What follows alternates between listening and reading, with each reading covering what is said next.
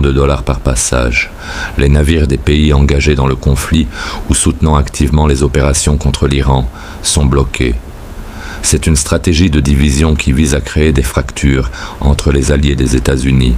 Si la France, le Japon ou d'autres puissances économiques veulent continuer à s'approvisionner en énergie sans perturbation, elles ont intérêt à maintenir leur neutralité.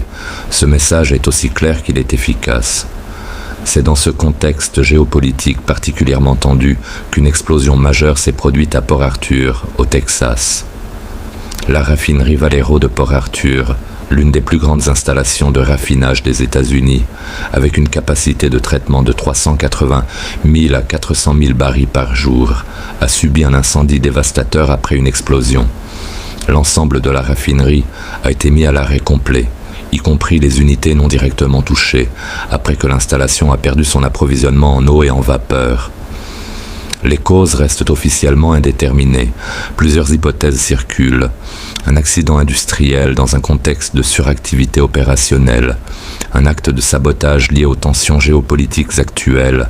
Le directeur du FBI avait alerté il y a quelques semaines sur la préparation d'opérations iraniennes sur le sol américain, ou une opération sous fausse bannière dans l'objectif de créer un prétexte à une escalade supplémentaire. Ce qui est certain, c'est que l'explosion de Port Arthur survient au pire moment possible pour l'économie américaine. Avec le détroit d'Ormuz, partiellement contrôlé par l'Iran, et le prix du pétrole déjà sous forte pression, la mise à l'arrêt d'une installation traitant 400 000 barils par jour ajoute une couche de vulnérabilité économique que Washington n'avait pas anticipée. Ce que l'évaluation du ministre iranien des Affaires étrangères révèle, au fond, c'est un conflit dont la trajectoire ne ressemble plus du tout à ce que Washington avait planifié. Une victoire rapide qui n'est pas venue, des alliés régionaux qui recalculent leurs intérêts, une capacité militaire iranienne qui a surpris les services de renseignement les mieux informés, et une économie américaine qui commence à absorber les effets d'une guerre dont personne ne voit clairement la sortie. La question que les stratèges de Washington se posent en ce moment n'est plus comment gagner ce conflit rapidement.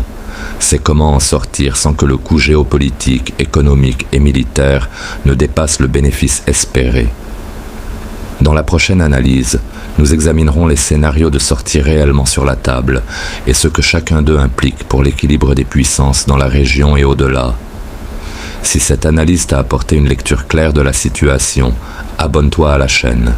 Je suis Cédric Tuina, analyste en géopolitique mondiale, et mon objectif est d'atteindre 3000 abonnés d'ici la fin mars.